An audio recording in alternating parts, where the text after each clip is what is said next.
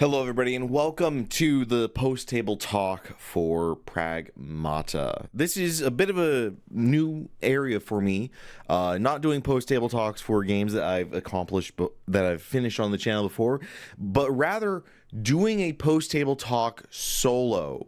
Ever since I've started doing these post-table talks with Xmas, I've always had Xmas as a co-star along there with me to talk about these games after the fact.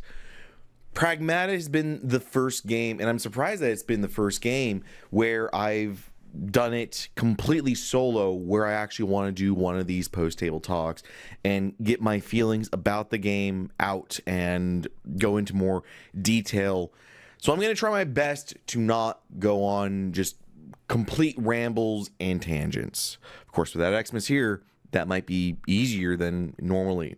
So Pragmata is the second game out of Capcom for the year of 2026 that has hit major console release. Their first one being Resident Evil 9, and now it's Pragmata. And we should be getting the second one, or the third one being, I think it's Onimusha?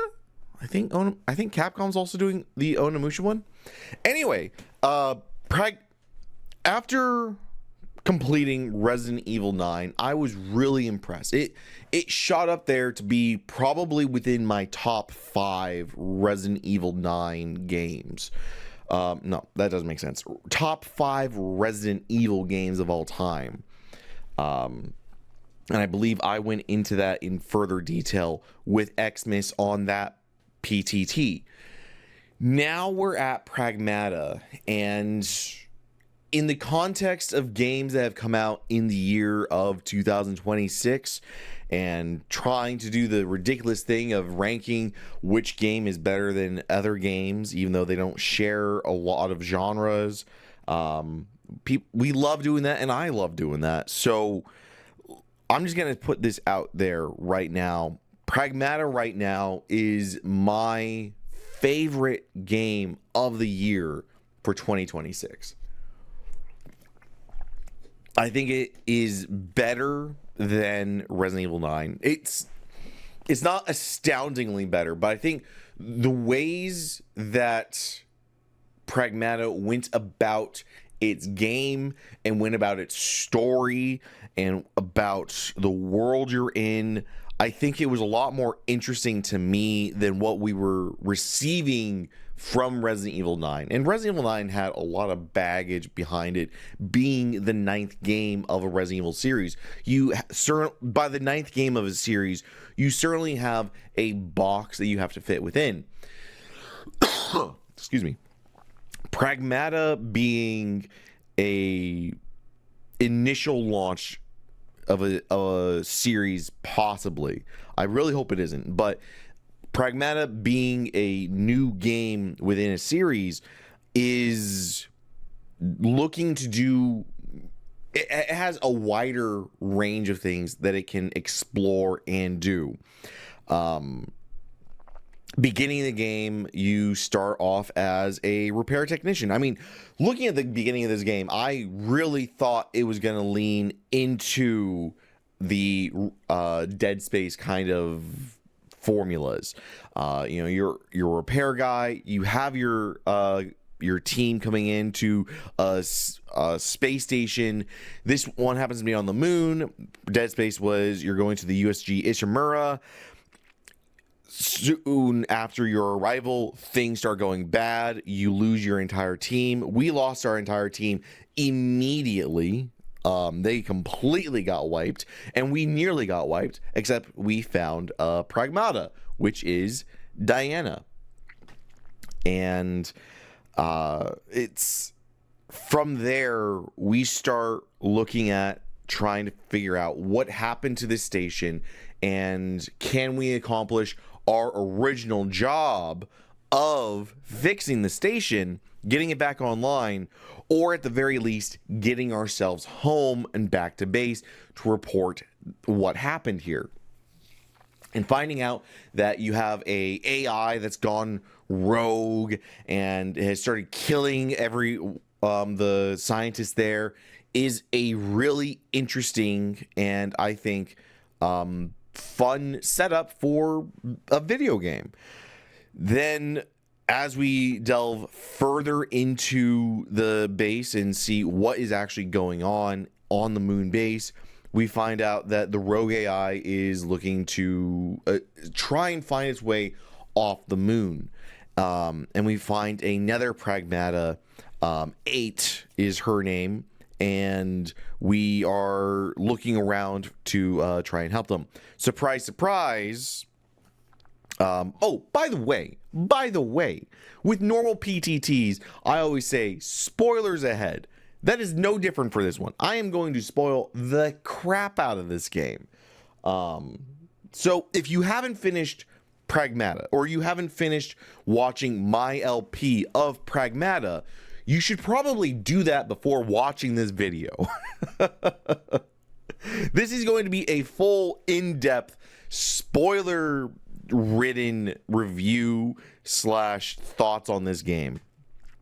So after we find 8, we release her from how she's been captured.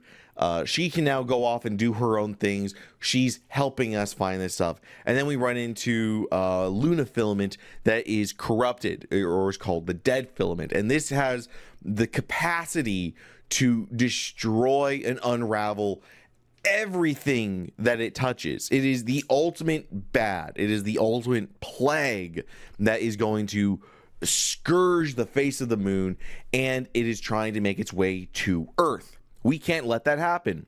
So after going through system after system to try and get ourselves back to Earth, but also stop the dead filament from getting to Earth, we run into the situation of, oh no, we have to stop this evil AI computer. Okay, sounds good. We go do that. We stop the AI computer, and turns out the AI computer is actually under the control of 8.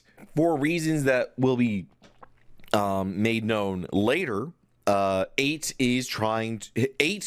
instructed the death of everyone. She was looking to kill absolutely everyone on the base. She is looking to get the dead filament off the moon and back to Earth for when we don't know why, but she has revealed herself as the big bad guy. So we now have to at that point, she hurts Diana, and we have to go back, help heal Diana, and we have to go and stop 8 from destroying the world. So we go do that. We heal Diana, we go confront 8, we go through the systems, and we stop her. And then once we stop 8 in a very, very good boss fight, not super climactic, but it was a good boss fight at the end, we are trying to get ourselves back to Earth because, hey, we stopped the big bad guys. We're now going to get back to Earth, and along the way before the boss fight, we find out why 8 is so hell-bent on destroying the planet, and that is because Dr. Higgins, the man that has been on the forefront of research of the Luna filament, the moon filament, his daughter was had this horrible disease that is going to take her life, and she ends up dying due to the actions of the Delphi Corporation, the corporation that is funding all the research on Luna filament, has built this base on the moon, and is doing these things. They decided, for some idiotic reason, they decided, hey, this research that Dr. Higgins is performing on the moon to save people on Earth, let's put his daughter at the forefront of the research queue so that she can get better, because she's a great test subject. She ends up dying, and they don't tell Dr. Higgins that. So when Dr. Higgins finds out what Delphi did, in that they put his daughter in an unsafe experimental research of his own making to help heal people with her condition, and then when she dies, they don't even have the courtesy to tell him what happened. He kind of gets upset and I wouldn't say he goes crazy, but he is a man beset by grief. And 8, being a pragmata, is kind of like a research assistant right there with him. And she is a child. She is basically the representative of an 8-year-old child. And she hears all of the things that he is talking about on his deathbed, in his death row. Something happened to him. I don't know if he got hit by the dead filament and it's like slowly killing him in his body, or if he's just beset by grief and has suffered a mortal wound. Anyway, she hears all of his outcries at the end of his life when he's beset by grief. Nothing can console him for mighty good reasons. Like, some bad stuff has happened to the man. He's been going through it. She gets it in her process, is like, oh, I am going to spread this man's grief to everyone. I am going to make sure everyone understands what happened and his pain. So I don't know if that's when the robots started attacking the base, or if the robots had already started attacking the base. I think it's after the fact that the robots started attacking the base. Anyway, 8's prerogative now is to just gather as much dead filament as they can on the base, and then get it to Earth to spread chaos, destruction, and make everyone realize what happened. So we end up stopping 8 in a very, very good boss fight. I liked 8's boss fight. And at the end, we're trying to get up to the tower. The dead filament takes on a mind of its own and starts pursuing us. We have the big, bombastic, climactic boss fight, which is an on-rails section. But for as little fanfare and climactic moments as there were in the 8 boss fight, they more than made up for it with what we were doing. We got a giant floating cannon, and it was really cool. So at the end of the game, we learn that, hey, HUGH got hit by the dead filament, and everything that we've been learning, there is no cure for the dead filament. Once the dead filament is within your living tissue, it spreads super rapidly and cannot be stopped. Nothing can stop the dead filament. So HUGH is on a ticking time clock, but he made a promise to Diana to get her back to Earth. So that's what we do. We put Diana in a cargo shuttle that very clearly says not for human use. So it's like, oh, Diana's not a human. She's a robot. She's a pragmata. So we can send her to Earth and she'll live through this. Even if, and in the climactic boss fight, it destroys our, the dead filament destroys the last transport for us, the human, to get to Earth. And so it's like, okay, I'm already dead. I don't think HUGH would even live long enough to get to the live long enough to get back to Earth. But we do send Diana, we sacrifice ourselves, and it made me tear up. It still makes me tear up thinking about it.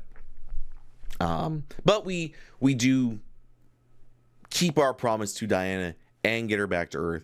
and I wouldn't say it's a sad ending, but it is a sad ending.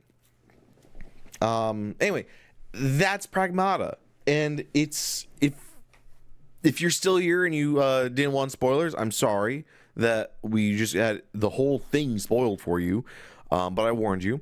And I would say at the end of the game, for reasons I haven't described yet, it's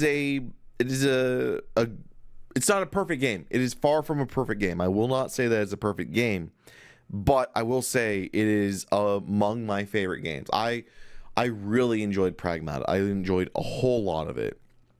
And on my own ranking system, I think Pragmata gets laurels. I think it gets the full 3 stars and the laurels behind it. Put the little right here behind me. Put that right there. So Pragmata gets full marks and laurels behind it. Fantastic game. Well worth the money. Full price. If you can get it on sale, absolutely scoop it up on sale. Hell, scoop it up right now and play it if you can. Absolutely gem of a game. It's a fresh experience. It's a new story, new characters, new mechanics on older systems. Like we've heard this story before. We've seen this kind of game before, but they're going about it and interacting with it in new ways that make it interesting, and I think make it worth experiencing. So let's go on to why I think this game deserves full marks and full laurels. This is a third-person shooter, and so it's not a cover shooter. It's not a Gears of War clone. It's not a Division clone. You're not going in and out of cover. It's not that kind of third-person shooter. But how they make it interesting is that when you aim the gun, you can hip fire the gun by using R2. But if you hold down L2 and aim the gun, you of course get a tighter aim, and you can see where you're aiming the gun. But there's these little boxes that appear on the enemies, and the enemies are robots. So it makes sense in this context of why you can do this. But the little boxes appear, and Diana, who is constantly just on your back the entire time throughout the game, can hack them. And as you're moving around, you still have full mobility as you're aiming. But of course, when you're aiming, you slow down and you take your time to line up your shots. But while you're aiming at an enemy, this grid appears on the screen, and using the face buttons of X, square, triangle, circle, or A, B, X, Y, depending on which platform you're on, or I think the PC was arrow keys. Anyway, you move a cursor around to a node on this grid, and once you do that, you hack the enemies.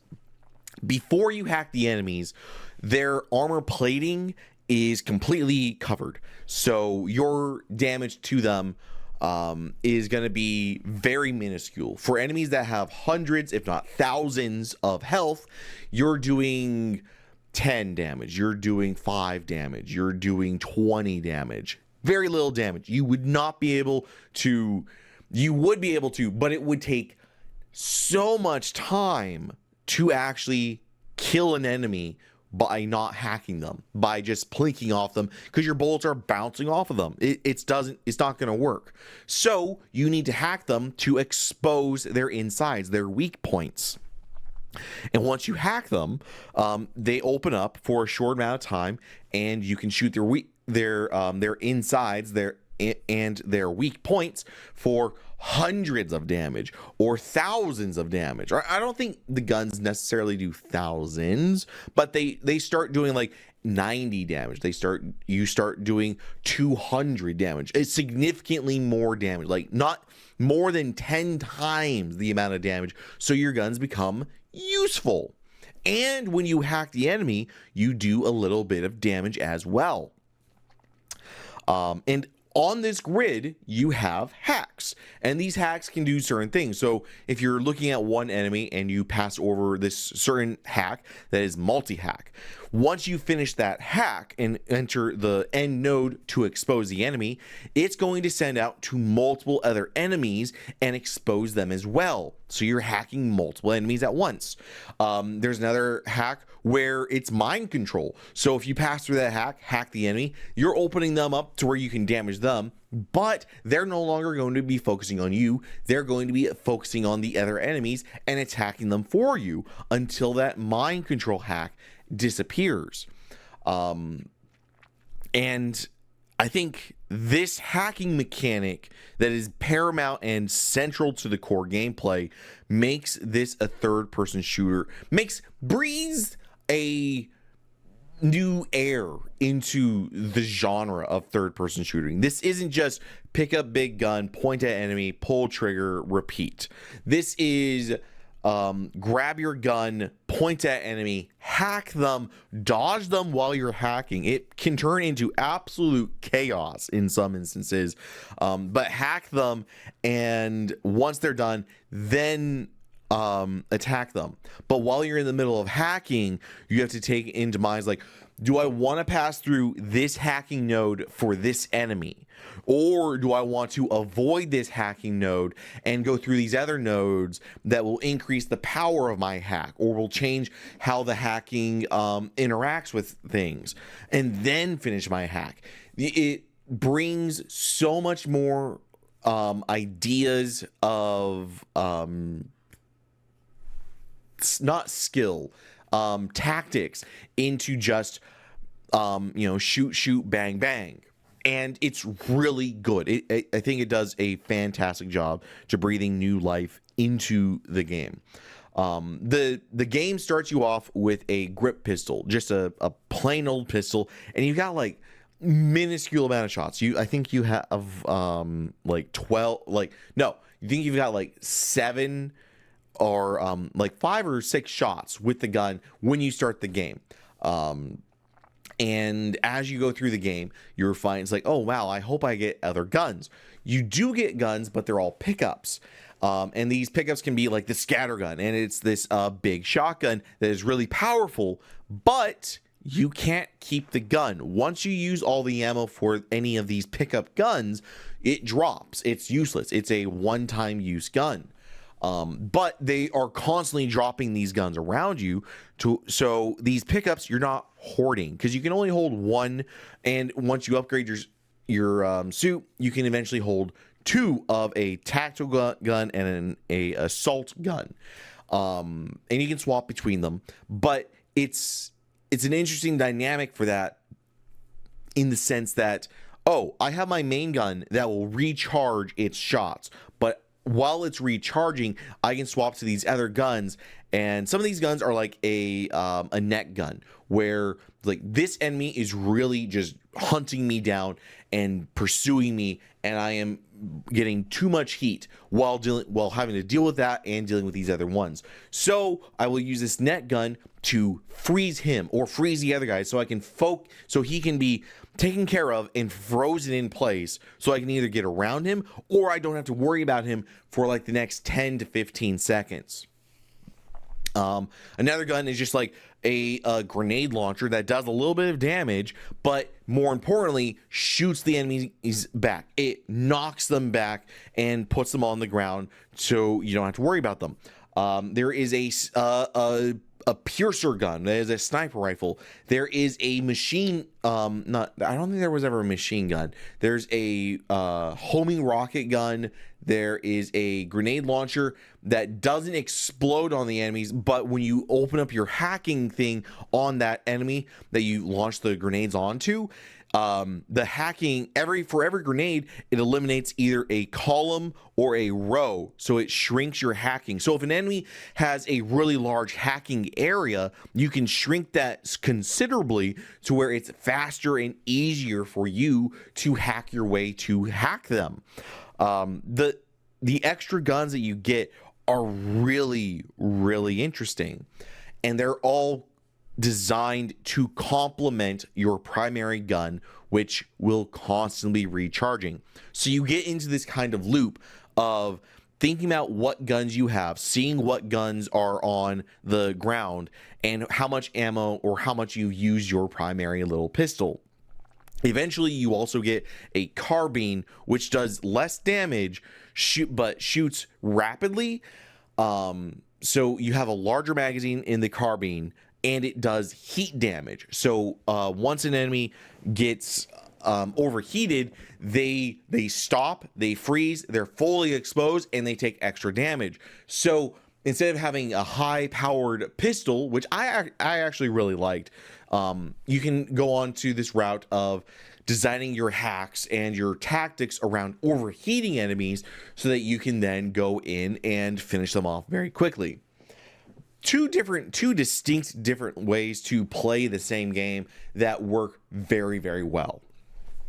And the side guns are always really useful. They don't feel weak. They don't feel like, an unupgraded side gun isn't going to be worth anything. Like, no, you always want to be grabbing one of these side guns. It's really good. Let me see.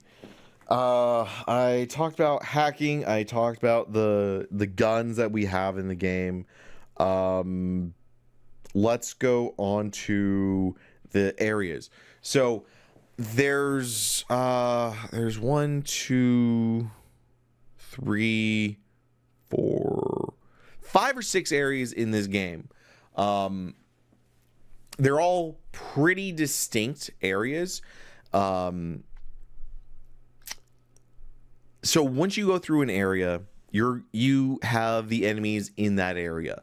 And once you kill the enemies are dead. They're gone. They're not going to come back until you come back to that area. Enemies will repopulate. And at first, when I first saw this mechanic, I thought, oh, is this going to be kind of a run-based thing where I'm going to be rerunning areas? Yes and no.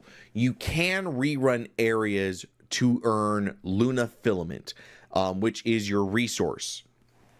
And but in the area you have pickups. You have upgrade material pickups that don't respawn. You have pure Luna filament, which are special pickups that you don't respawn. And you have I think there was one more. Well, you have mods that are pickups in the area. But anyway, so once you go into an area and you wipe it out, if you want to go back through and explore, which you should be doing, going back through these areas, there are side paths, there are hidden walls, illusory walls in all the areas. There are collectibles that aren't just pure collectibles for collectibles' sake. These are collectibles that have a purpose within the game itself. So you actually have a motivation to go around and collect these collectibles in the game to help you play the game. It's really good. Rerunning areas I thought was going to be a larger part in Pragmata, though. It's not. You don't ever have to rerun an area. If you wanted to go through the game and just experience an area once, go through, finish it, there's nothing about the game that is telling you, hey, you need to backtrack and go through this area. There is so little backtracking in this game. It can be very linear, but it leaves all of these things. There's too much pickups for you to get on your first run through. So it tells you that you can rerun areas and find all the extra little bits. You can scrape everything in the game, but it's never required of you. And it's never required that you stay in an area and you are constantly going back through the same areas 2 or 3 times over. Which oddly enough inspires me to want to go back through areas more and more. I think I really like how they handled everything about it. So the areas in the game are very interesting. There's a lot of collectibles. I don't think I got nearly half of everything there by the time I completed the game. But it was enticing to rerun the areas. And as I got to the end of the game, I definitely wasn't rerunning areas, but it was still there. And I was like, if I wasn't doing this for an LP, I would definitely be rerunning areas a lot more.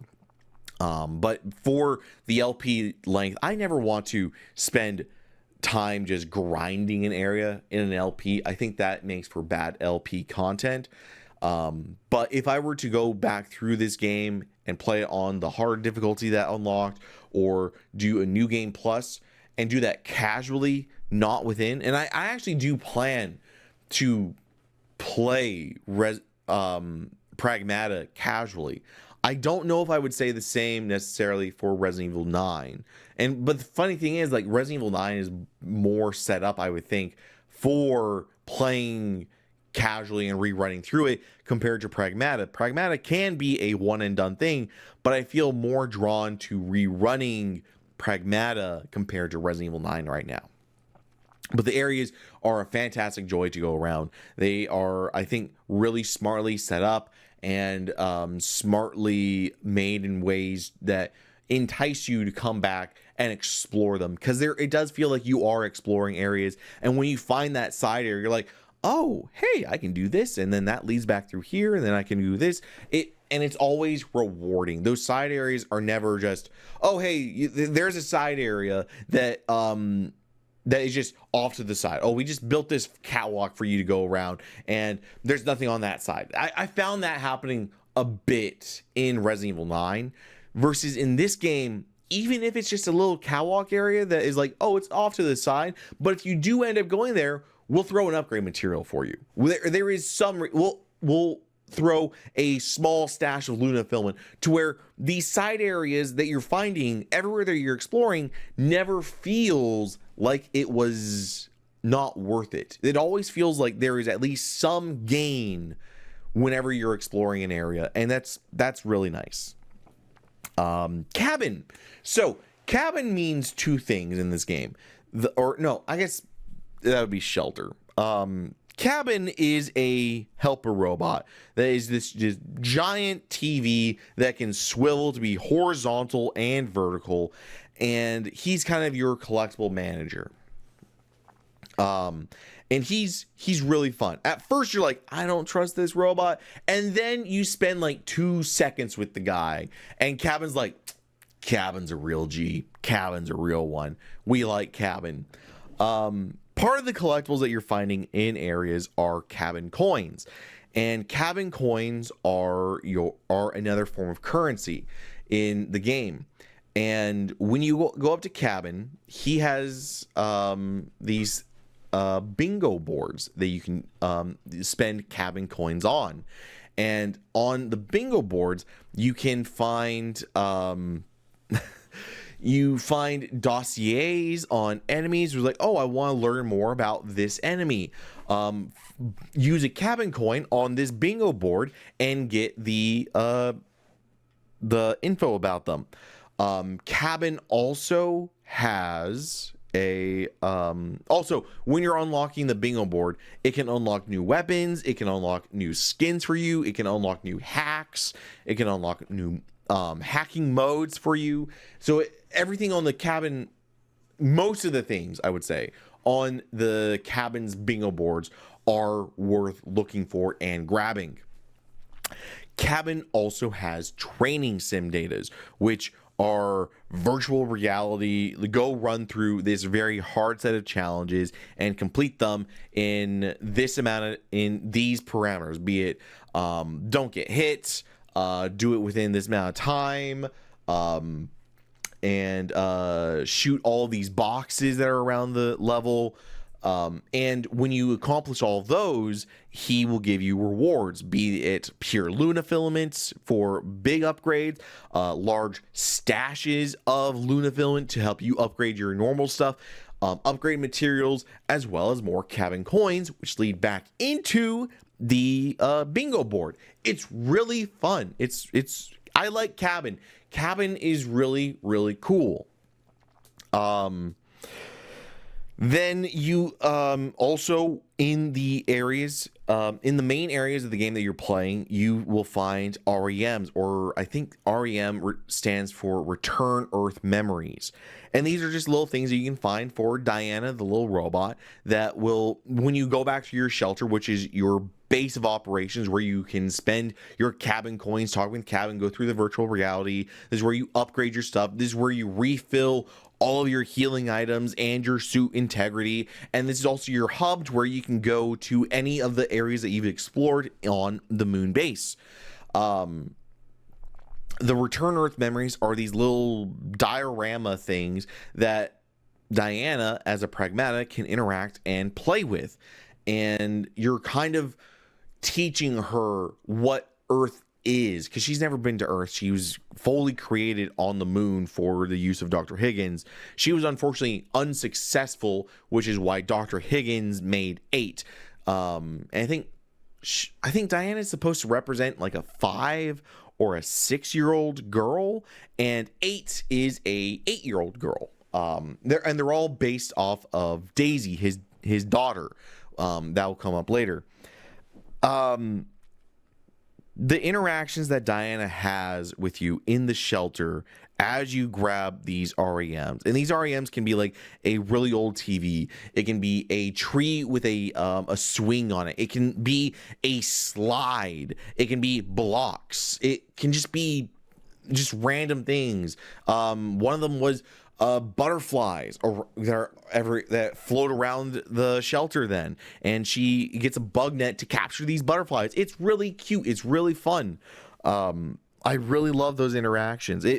Those interactions helped bring Diana to life, to the character, in a meaningful way. It brought depth to that character, learning these things, and it helped bring more depth to your character, HUGH, as he's explaining these things for the first time to this literal child of a robot. I think the REMs were a really fun way to develop these characters outside of the story. These characters are going to develop a significant part in the story, but the REM interactions within the shelter, I think, are the icing on this wonderful cake that they're making. Diana is absolutely just, she speaks too clearly for her age. I've got nieces, I've got nephews, so I've seen them go through this age a lot by now. I have some nieces and nephews that are this age right now, and once they start talking, and this is the age where they really start talking, you don't want them to shut up, and they won't shut up. They have everything to talk to you about. Because everything's new. They have so much that they want to share, and they have so much that they want to ask about, and they have so much that they want to talk about. And Diana embodies that. Everything that you see, everything that she's doing, she's just like, oh, I want to talk about this. I want to ask about this. Why are we doing this? Oh, that's really scary. Oh, I really like that. That was really fun. That was really exciting. And I think they did a wonderful job making Diana act and feel like the appropriate age. Granted, she speaks like someone who has decades of experience speaking, but she's a computer program. It can be easily waved off and justified. But the excitement that they imbued within Diana as a character, I did not expect to like the kid nearly as much as I did. And I think a lot of people didn't expect to like Diana as a character. I think a lot of people saw her being a child and said immediately in their brains, like, I'm not going to like this. This kid's going to become annoying, because there have been so many times where children in video games as characters be they side characters or primary characters, children have been annoying. They haven't done things well. They've unfortunately done it poorly. I think that Diana as a character is a child character done fantastically. Absolutely, just they hit it out of the park. It is great. That's Diana. Hugh, going through the game, it would be easy looking at the game from the outside in. You could easily see that Hugh is supposed to be a father character. I would say that he's not. I would say that actually Hugh doesn't act like a father. He doesn't treat Diana like his child. I would say that Hugh rather embodies an uncle. And I might be projecting. I don't have kids. I've got a lot of nieces and nephews. I am an uncle. And I would say that Hugh is a better representation of what it is to be an uncle compared to what I've seen the fathers of my nieces and nephews be, compared to what I've seen fathers be in video games and in real life. I don't think Hugh embodies a fatherly figure. He embodies a friend to Diana. And just because you're an uncle doesn't mean that you're not going to risk yourself for your nieces and nephews. You want to protect them still. That is the role of an uncle. They are your family. And just because they're not your children doesn't mean you won't do everything you can to protect them. And I like that. I like that we got a uncle character finally in a game. It's not just because I think if you did the father character, you would too easily fall into tropes, I think, in the game. I think making him act more like an uncle is a better dynamic for this, because he's not adopting Diana. And I didn't see it. And I might be completely off base here. Maybe Hugh is supposed to be the adoptive father of Diana. I don't see it that way. I see, with the way that he explains things, he's not explaining them in a way a father would. He's explaining these things to Diana in a way that an uncle would. He's an uncle. I don't know how better to explain it, but he's an uncle. And I like, Hugh is kind of an empty slate. But I don't think he needs to be a super fleshed out character, because he's reserved. There are things that we still don't know about Hugh, and I think that works better as an uncle character compared to a father character. Let's go to 8 as the bad guy. 8 is basically another iteration of the Pragmata. The Pragmatas were items that Dr. Higgins, the genius Dr. Higgins on the moon that is pioneering Luna filament, he needs a research assistant. So he doesn't trust people. And as you look up these little text documents and these virtual memory things and stuff about life on the space station, you're seeing that people are having a hard time keeping up with Dr. Higgins. So Dr. Higgins realizes this, and he's like, I need an assistant that can keep up with me. And what better way than I build my own assistant? So he makes these Pragmatas, and he builds them in the image of his daughter, Daisy. And all the Pragmatas have a serial code like D135586 or whatever it is. But the end of them is basically what their age represents. So Diana, I think, was a 6 at the end of her age. 8 is a further evolution and represents Dr. Higgins' daughter at the age of 8. And we see that the way that Diana acts as a 5 or 6-year-old is acting like a 5 or 6-year-old. She acts the age of that character at that age. She's acting like a child of a small girl at that age. 8 represents an 8-year-old, and I think the maturity level between or maturity change, the level of maturity that Diana shows compared to the much higher level of maturity that 8 shows, represents this really well. We don't get too much time with 8.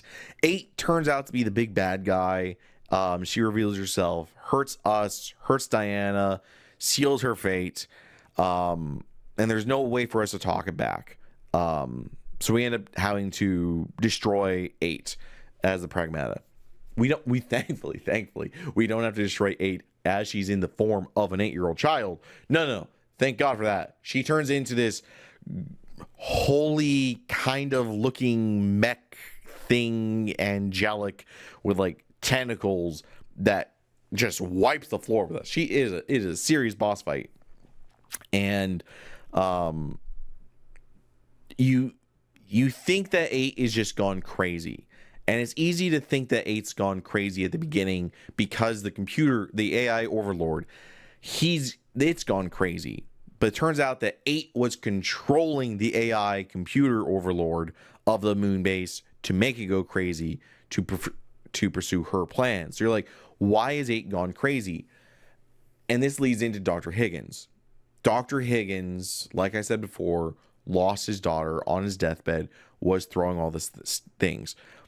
8 took the memories and digitized all of the cumulative memories of Dr. Higgins up to that point. And I think the maturity level of an 8-year-old would see just very clear up front, like, this is what happens. This is the ending wish of Dr. Higgins. I can't look at everything behind it. And even though they're a supercomputer that can, they don't. And so 8 sees the pain and suffering and the last throwing wishes of Dr. Higgins in the worst moments of his life and says, I will do that. And that's when the dead filament starts going on. It's 8 was a character that you saw to be bad. You saw her be a bad guy from a mile away. Immediate when I saw her, I was like, something's off about her. And the game isn't trying to be subterfuge. The game isn't trying to do anything weird or say like, oh, we're going to do a twist at the end. There is no twist. Every single punch that it throws at you, you can see coming a mile away. They telegraph all of their punches super, super well. They're not trying to hide anything from you. But even if you're expecting the punch, you're still getting punched by it. And these punches have weight to them. And that brings us to the ending of it and the potential of a sequel. The ending is HUGH loading Diana into the cargo pod to send her to Earth as his final act. And at the end is like, he sees that the cargo pod isn't meant for humans. So he's like, I can't fit into this. A, it's too small for me to get into. And B, I wouldn't survive the journey back to Earth in this because it's not designed for me. It's not designed for humans to be in. So we load Diana and say like, oh no, hey, the explosion from the big boss fight with the dead filament that we had with this climactic all-out brawl kind of messed up the station. And we need to manually load it, but we'll get you to Earth, kiddo. Don't worry. So we load her into it, making her safe, lock it, and we throw it to the end of the track. And then at the end of the track, it says, can't launch, insufficient power. So we open up the power thing, and it's here But it's here that Diana finally realizes what Hugh is doing and that he's not coming with her. And this is when he undoes his helmet. He doesn't like expose his helmet as he's in the middle of space, but the entire time as you're playing the game, he has this solid visor that goes across his helmet that at the beginning of the game, you're like, oh, that visor can come out and you can have a full face mask that you can see his actual face blood. But throughout the most of the game, he has it closed. So he finally opens it and shows Diana that he's been infected by the dead filament. And that he's not making it back to Earth. So to power the cargo thing, he takes his own suit's battery out and puts it into the cargo chute or the cargo launcher and uses it to send Diana to Earth. And we see him float away.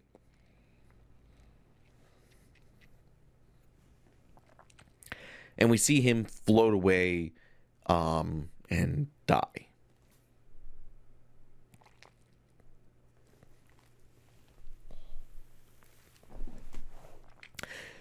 It's a bittersweet ending.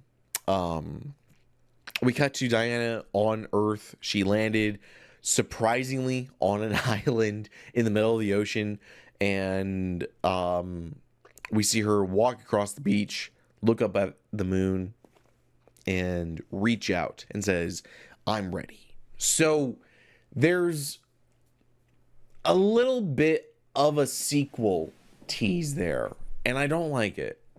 I'm not a fan of this game getting a sequel. I think Pragmata doesn't need a sequel. I would love for this team to make another game. Hell, I would love for them to make another game that it would be a spiritual successor to Pragmata, but I don't think that there is much to do with the story further on. And I could definitely brainstorm a dozen ways of how this would get a sequel. Somehow Diana grows up. How she would grow up, I don't know. But somehow she grows up, and in the sequel, we would play as Diana, which would allow us to have the hacking, but then she's learned how to shoot a gun, and so she's an all-in-one Hugh. She's an all-in-one character that we were playing through this. Instead of having Hugh carry Diana on his back, she does the hacking, he does the shooting. She gets to do the hacking and the shooting at the same time. And for some reason, the dead filament did find its way back to Earth, so Diana had to grow up, and after like 5 or 10 years, like no one's been to the moon. So anyway, there is a dozen ways that they could make a sequel for this game, and I'm sure they would make an interesting way to do the sequel. I'm not interested in those sequels, though. I like Pragmata being a fully self-contained story, and I don't want to see it go forward. It's kind of like The Last of Us. I did not want a second Last of Us. I did not want a Last of Us Part 2. I think that The Last of Us had a great story right there as an ending. It didn't need a sequel. A lot of people said the same thing with like Horizon. A lot of people said the same thing with Horizon Zero Dawn, and then we got Forbidden West. And like, I know there is a initiative. Like, this game did really well. This game did some interesting things, and it brought excitement. It has a lot of momentum going. So I fully expect them to do a sequel in some way and continue this. I just don't want them to continue this story. I'm being selfish that way.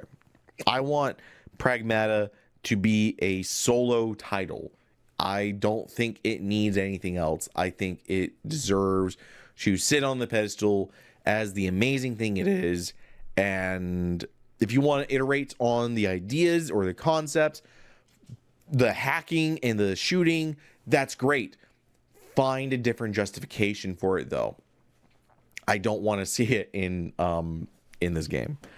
But I think that takes us to the end of my PTT, my solo PTT. Bit of a long one, hour long video. Damn, not the shortest, not the longest PTT I've done. But Pragmata definitely earns full marks and full laurels. I really like the game. I would suggest it to anyone that has an inkling. If you think it's interesting, I would say it's worth looking at and trying out. The demo sold me. I didn't think that I would get into Pragmata nearly as hard as I did. I tried the demo and I was instantly sold on the demo, and I would say that it lives up.